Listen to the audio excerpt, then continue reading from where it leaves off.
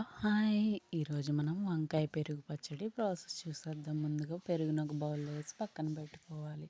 వంకాయలను ఇలా మీకు ఇష్టమైన సైజులో కట్ చేసుకోవాలి. నేను పెద్ద వంకాయలు తీసుకుని సైజుని బట్టి కట్ చేసుకుంటున్నాను. ఇప్పుడు ఒక బాండి పెట్టి ఆయిల్ వేసి హీట్ అయిన తర్వాత ఆవాలు, జీలకర్ర, ఎండుమిరపకాయ, కరివేపాకు, అలాగే పచ్చికారం అంటే పచ్చిమిరపకాయల పేస్ట్, కాస్తంత పసుపు వేసి ఉప్పు నీళ్ళలో వేసి పెట్టుకున్న వంకాయలను దీంట్లో వేసి కాస్తంత పసుపు కూడా వేసి మిక్స్ చేసుకోవాలి.